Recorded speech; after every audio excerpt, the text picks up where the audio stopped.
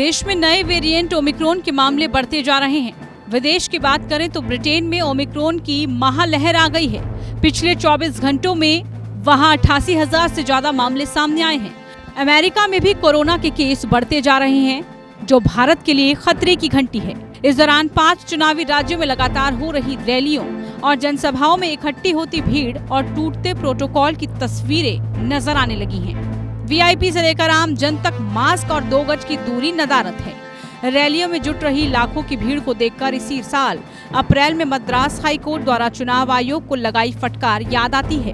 अप्रैल 2021 में हाईकोर्ट ने चुनाव आयोग को कोरोना की दूसरी लहर के लिए जिम्मेदार ठहराया था। कोर्ट ने यहां तक कहा था कि चुनाव आयोग के अधिकारियों पर अगर मर्डर चार्ज भी लगाया जाए तो गलत नहीं होगा। शायद चुनाव आयोग अब उस फटकार को भूल चुका है, तभी रैलियों की अनुमति बिना रोक टोक मिल रही है।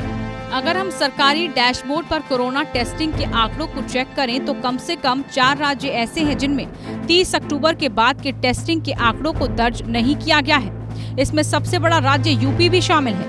अगले साल की शुरुआत में यहाँ चुनाव होने हैं, लिहाजा रैलियों पर जोर दिया जा रहा है, जिसमें हजारों की तादाद में लोग इकट्ठा हो रहे हैं।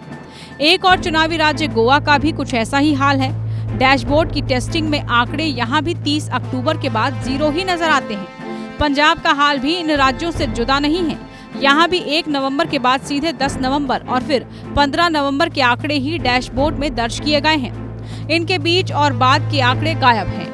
आपको बता दें कि पीएम मोदी ने मई 2021 को प्रतिदिन 40 से 45 लाख रोजाना टेस्टिंग का लक्ष्य रखा था, लेकिन इस तय लक्ष्य के मुकाबले आंकड़ों की जमीनी हकीकत बेहद खराब नजर आती है।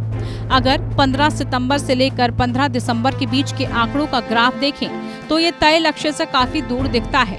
15 सितंबर को टेस्टिंग का आंकड़ा 16 लाख से कुछ ज्यादा पहुंचा था। 15 दिसंबर को ये आंकड़ा 11,84,000 पर पहुंचा। इस बीच 6 अक्टूबर को ये आंकड़ा 18,53,000 था, जबकि इसी के बाद औसतन 10 से 12 लाख के करीब देश में टेस्टिंग का आंकड़ा रहा। बीजेपी सूत्रों की माने तो 6 बड़ी रैलियां अभी उत्तर प्रदेश में आयोजित होनी है। इसमें वाराणसी, बुंदेलखंड और कानपुर शामिल है। कांग्रेस भी पीछे नहीं है। उत्तर प्रदेश में प्रियंका गांधी और राहुल गांधी के नेतृत्व में 3 से 4 बड़ी रैलियों के आयोजन की तैयारी है। समाजवादी पार्टी ने पश्चिमी यूपी से रैलियों की शुरुआत कर दी है। कुल मिलाकर यूपी में चुनावी माहौल अब बनने लगा है, भीड़ जुटने लगी है। लेकिन हमें ये नहीं भूलना चाहिए कि ऐसी चुनावी रैलियों के बाद पश्चिम बंगाल में कैसे कोरोना के केस बढ़े हैं।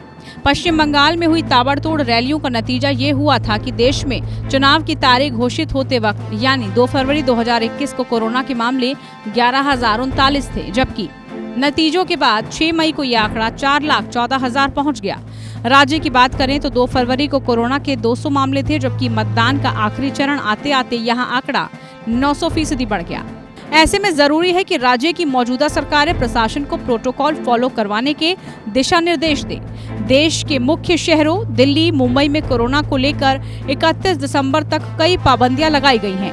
तो इन चुनावी राज्यों में प्रशासन इन रैलियों और जनसभाओं की अनुमति कैसे दे रहा है, ये बड़ा सवाल है।